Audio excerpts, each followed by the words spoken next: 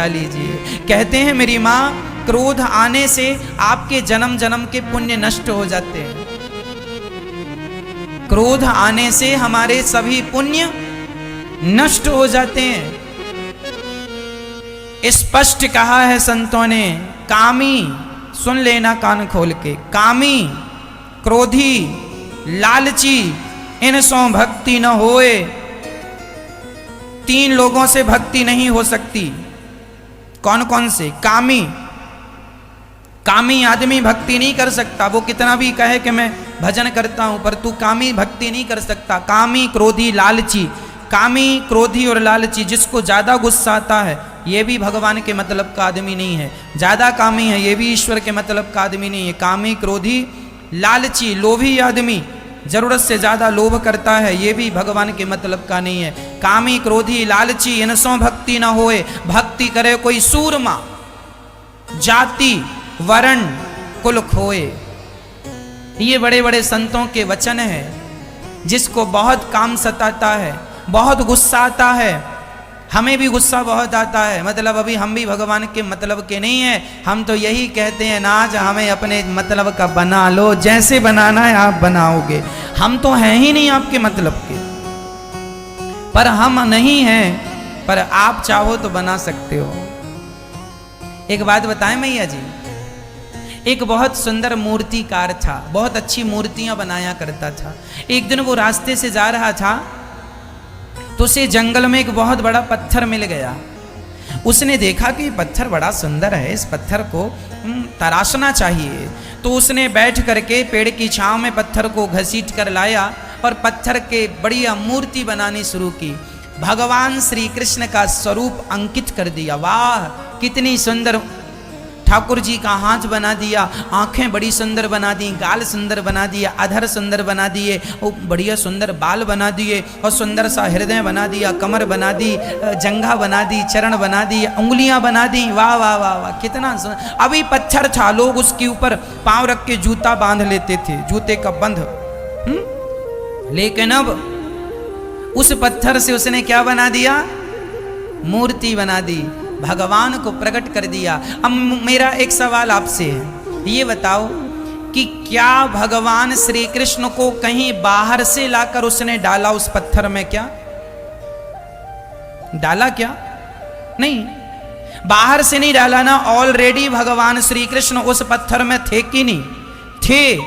लेकिन वो पूरा पत्थर था, लेकिन मूर्तिकार ने उसके आहर बाहर का, ऊपर नीचे का आवरण हटा दिया, बाकी का रॉ मटेरियल पत्थर हटा दिया, तो अंदर से सुंदर सी छवि निकल के आई कि नहीं? उसी प्रकार मेरी मां, वो पत्थर कोई और नहीं है, मैं ही वो पत्थर हूं। मैं पत्थर हूं, वो पत्थर हूं जो किसी काम का नहीं है। लोग अपना पांव रख के जूता बांध लेते हैं। मैं पत्थर हूं, मेरी कोई हैसियत नहीं है, कोई वैल्यू नहीं है, कोई औकात नहीं है, मात्र पत्थर हूं मैं।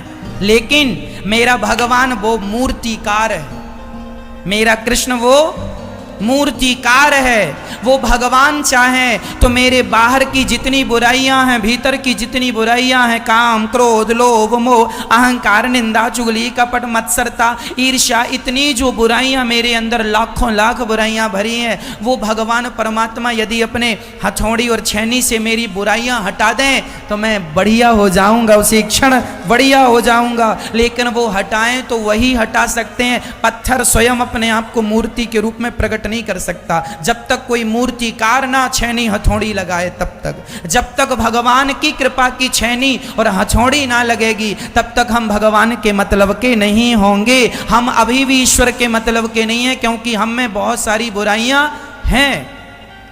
इसलिए प्रार्थना करो कि नाथ मैं आपके मतलब का नहीं हूं, लेकिन आप कृपा करेंगे तो आप मुझे अपने मतलब का बना लेंगे। आप ही बना लीजिए ना ठाकुर जी, मैं नहीं बन पा रहा हूं। मैं नहीं बन पा रहा हूं आपके मतलब का, मुझे नहीं पता कि आपकी पसंद कैसी है, जैसी आपकी पसंद हो। मैं तो कच्ची माटी हूं, जैसी बनाना चाहो मुझे बना दो, मैं बनने को तैयार हूं। मैं आपका हूं, जैसा चाहो वैसा बना दो। चिलम बना दो या सुराही बना दो, मर्जी आपकी है। चिलम बना दोगे तो जलता रहूंगा, चिलम जलती रहती है, जलाती रहती है। सुराही घड़ा ठंडा रहता है, औरों को भी शीतल जल पिला के ठंडक प्रदान करता है। मैं तो माटी हूं नाथ, आप तो कुम्हार हैं। आप चाहें तो चिलम बना दे मुझे, आप चाहें तो घड़ा बना दे, मर्जी आपकी है। मैं तो तेरी मर्जी का गुलाम हूं। मैं तो आपकी मर्जी का गुलाम हूं। लोग कहते हैं मैं भक्ति कर रहा हूं, लोग कहते हैं मैं माला जप रहा हूं, लोग कहते हैं मेरा भजन अच्छा हो रहा है, पर मैं इतना अभागा हूं कि ना तो मेरी भक्ति हो रही है, ना मेरा भजन हो रहा है, ना दूर दूर तक भगवान से मिलने का कोई रास्ता नजर आ रहा है। इसलिए मैं तो केवल एक काम करता हूं, भगवान से प्रार्थना करता हूं, नाथ मैं नहीं जानता कि आप कैसे हैं, मैं तो भगवान के स्वरूप को भी नहीं जानता, मैं तो भगवान के स्वभाव को भी नहीं जानता। हाँ, स्वभाव को इतना जानता हूँ, भागवत जी में लिखा है कि भगवान अहो वकी यमस्तन काल कूटम, पूतना मौसी आई तो जहर पिलाने आई थी, भगवान ने मारने वाली को भी तार दिया। ये जानता हूँ कि भगवान बड़े दयालु हैं, मैं ये जानता हूँ कि भगवान बड़े दयालु हैं। जब से मैंने सुना है कि भगवान दयालु हैं, तब से एक उम्मीद जागी है कि यदि पूतना पर भगवान ने दया की, यदि केवट पर भगवान ने दया की, शबरी पर भगवान ने दया की, तो हम जैसे पापियों पर भी भगवान दया करेंगे कभी ना कभी। बस इस उम्मीद से एक आस लगी है, एक विश्वास है, बस हम पे कृपा कभी ना कभी होगी। और हम तो इतने अभागे हैं कि हम तो केवट भी नहीं है, हम तो निषाद भी नहीं है, हम तो शबरी भी नहीं है, हम तो विभीषण भी नहीं है, हम तो सुग्रीव भी नहीं है, हम तो अभागे अनिरुद्धाचार्य हैं। यदि भगवान कृपा करें तो हमें अपने योग्य बनाएं, नहीं तो हम तो कुछ भी नहीं है। हम अपने योग्यता से कुछ नहीं कर सकते, हम में कुछ नहीं है, हम जीरो हैं, जीरो, ओनली जीरो, खाली स्थान, कुछ नहीं है हम में। कोई बल नहीं, कोई टैलेंट नहीं, कोई योग्यता नहीं, ना हम स्तुति करना जानते, ना पढ़ना लिखना जानते, ना हमें कुछ आता, कुछ भी तो नहीं आता, कुछ भी नहीं आता। पूजा आरती, हमें तो वेद मंत्र भी नहीं आते, हमें तो शुद्ध उच्चारण भी नहीं आता, हमें तो कुछ नहीं आता। हमें पता नहीं भगवान कभी देखेंगे कि नहीं, स्वीकार करेंगे कि नहीं। इसलिए कह देता हूँ नाथ जैसा हूँ आपका हूँ, जैसा आपको पसंद हो वैसा मुझे बना लीजिएगा, अपने योग्य बना लीजिएगा। मैं आपका हूँ, बस स्वीकार कर लीजिएगा। यही है भगवान के चरणों तक पहुँचने का साधन, जिसे हम शरणागति कहते हैं। हम में कोई भक्ति भी नहीं है, आता जाता कुछ तो है नहीं, फिर करेंगे क्या? तुच्छ प्राणी है। हाँ, माला जपने में मन नहीं लगता पर काम बहुत सताता है, माला जपने में मन नहीं लगता पर क्रोध बहुत सताता है, माला जपने में मन नहीं लगता, आंख बंद करते हैं तो तिगड़म याद आता, संसार दिखता घूमता खोपड़ी में, कुछ आते ही नहीं सामने। ये क्यों? क्योंकि हमारे अंदर लोभ ज़्यादा भरा पड़ा है, काम भी है, क्रोध भी है, लोभ भी है, मेरे अंदर सब बुराइयां भरी पड़ी हैं। अब फिर भी भगवान कृपा करें, इसलिए तो उन्हें दीनानाथ, दीन बंधु, दीन दयाल कहते हैं। हम जैसे अभागे पर कृपा करेंगे तो भगवान की बड़ी कृपा होगी, नहीं तो हमारे अपना कोई योग्यता नहीं। कोई जी लंका गए, विभीषण से भेंट हुई तो विभीषण जी ने हनुमान जी से कहा, ये बताओ हनुमान जी, क्या राम जी हम जैसों को मिलेंगे? क्योंकि हम तो लंकावासी हैं, राक्षस हैं, साधन कुछ है नहीं, भजन पूजन कुछ करना जानते नहीं, हम तो राक्षस लोग हैं, कई बार मांस भी खा लेते हैं। भाई राक्षस लोग तो खा लेते हैं, बंदर भालू उनका, विभीषण जी नहीं खाते थे ठीक है, पर लंकावासी तो मांस खाते थे। तो विभीषण जी कह रहे हैं हम तो ऐसे हैं कि हम लंकावासी हैं, राक्षस हैं, तामस शरीर है, भजन पूजन होता नहीं है, क्या हम जैसों पर भगवान कृपा करेंगे? क्या राम जी हम जैसों को मिलेंगे? तब हनुमान जी कहते हैं राम जी इतने दयालु हैं, इतने दयालु हैं कि तुम तो फिर भी मनुष्य हो, ब्राह्मण हो, हम तो जात के बंदर हैं। हनुमान जी कहते हैं असमय अधम सखा सुनो, हे सखा विभीषण सुनो, हम जैसे अभागे पर, हम जैसे बंदर भालुओं पर यदि राम जी कृपा कर सकते हैं तो तुम जैसे मनुष्यों पर तो कृपा कर ही सकते हैं। राम जी बड़े दयालु हैं।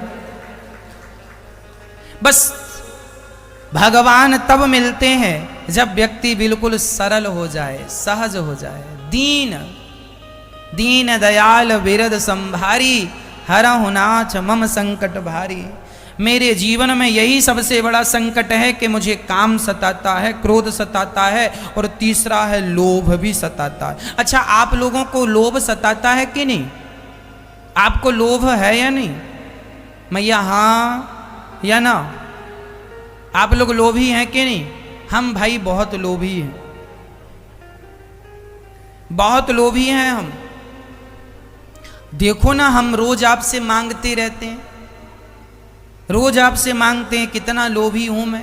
हम तो बहुत भयंकर लोभी हैं। अब ये इतनी सारी बुराइयां होने पर भी, हाँ, पर फर्क इतना है कि मैं जब भी आपसे मांगता हूं अपने लिए ना मांग कर हमारी वृद्ध माँओं के लिए मांगा करता हूं कि दो, ताकि न, अब बताओ इतने बुरे आदमी को भगवान मिल सकते हैं? मिल सकते हैं? मिल सकते हैं क्योंकि भगवान दयालु हैं, क्योंकि भगवान परम दयालु हैं, परम कृपालु हैं। उनके जैसा दयालु इस धरती में कोई नहीं। इसलिए कहो कि नाथ मैं आपका हूँ, हे प्रभु मैं आपको कभी भूलूं नहीं। तो मेरी माँ, आप लोगों का मन निर्मल है या नहीं? बोलो है या नहीं? मैया हाँ या ना? आपका मन निर्मल है? हम तो मन को निर्मल करने के लिए लाइन में अपने आप को खड़ा कर चुके हैं, अभी हुआ नहीं है। जिस दिन मन निर्मल हो जाएगा उस दिन तो परम आनंद की प्राप्ति हो जाएगी, उस दिन आनंद ही आनंद होगा।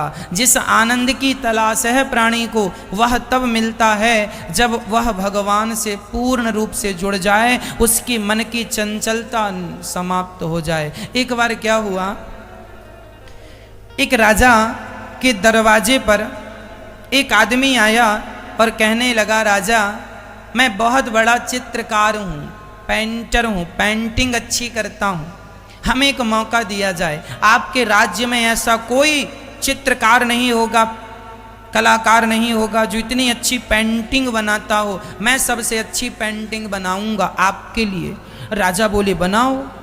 तभी एक व्यक्ति राजा के राज्य का आया, बोला महाराज मुझे भी एक अवसर दो, मैं आपकी प्रजा हूँ, मैं भी अच्छी चित्रकारी करूँगा, अच्छी पेंटिंग बनाऊँगा। राजा ने दोनों को आमने सामने की दीवार प्रदान कर दी।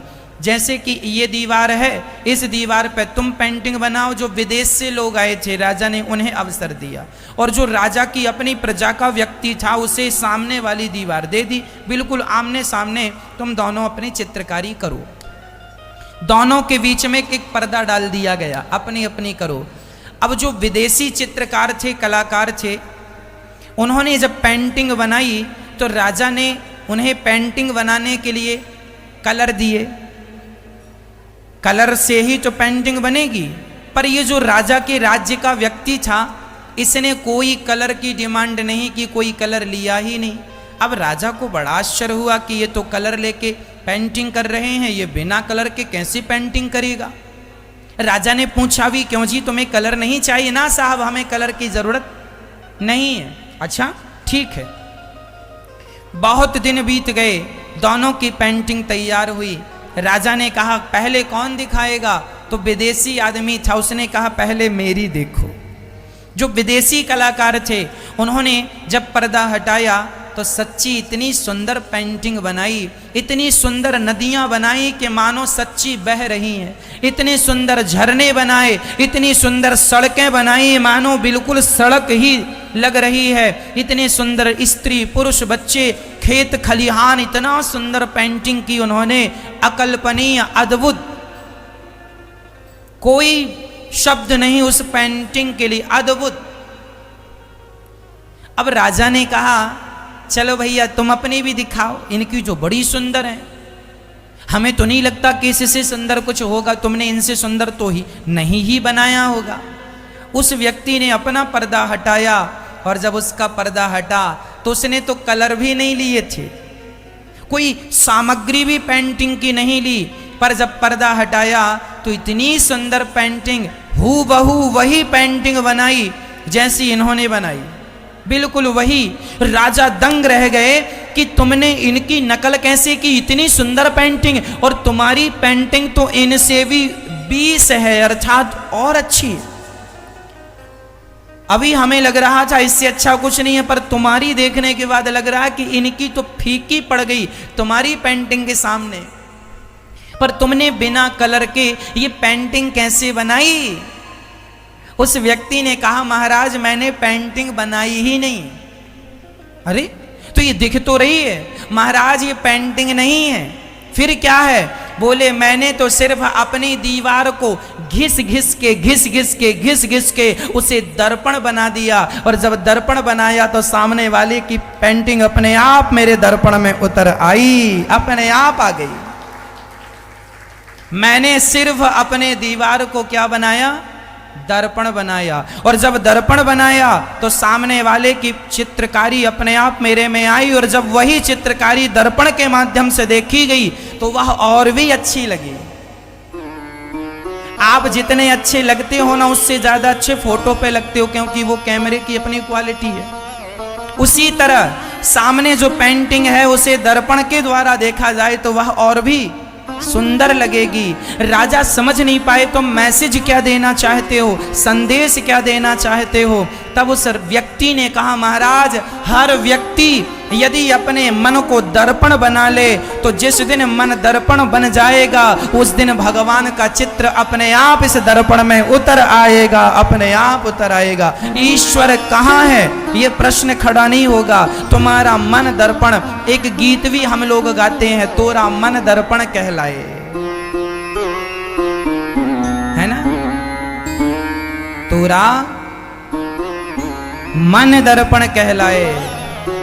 ये जो मन है ना मेरी माँ, यदि ये दर्पण बन जाए, दर्पण मतलब शुद्ध, दर्पण तब बनेगा मन जब मन बिल्कुल शुद्ध हो जाए, और मन जिस दिन शुद्ध हो जाएगा मेरी माँ सारी चीजें समाप्त हो जाएंगी। जिस दिन मन दर्पण हो जाएगा उसी दिन इस दर्पण में परमात्मा की छवि उतर आएगी, और वही है आत्म साक्षात्कार, वही है भगवान की प्राप्ति। भगवान की प्राप्ति तब तक नहीं होगी जब तक तुम्हारा मन शुद्ध नहीं हो। आज जो हमारे गुरु जी के चरणों की रज है वह मन रूपी दर्पण में लगाओ तो क्या होगा? मन यदि दर्पण गंदा हो जाए तो उसे साफ करना पड़ता है, तो जब दर्पण गंदा हो गया, मन रूपी दर्पण गंदा हो गया, तो गुरु जी के चरणों की रज को लगाकर उसे साफ कर लो, और जब साफ हो जाएगा दर्पण तो अपने आप परमात्मा उतर आएंगे दर्पण में। दर्पण साफ है तो आपका चित्र स्पष्ट नजर आएगा।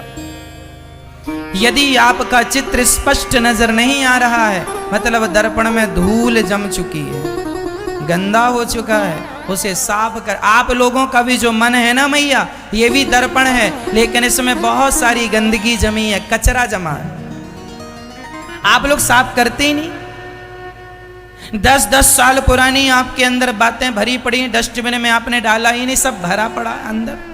सास ने गाली दी वो भी आपने अंदर रखी, ससुर ने गाली दी वो भी आपने संभाल के रखी, पति ने गाली दे दी वो भी आपने संभाल के बगल में रख ली, कभी काम आएगी?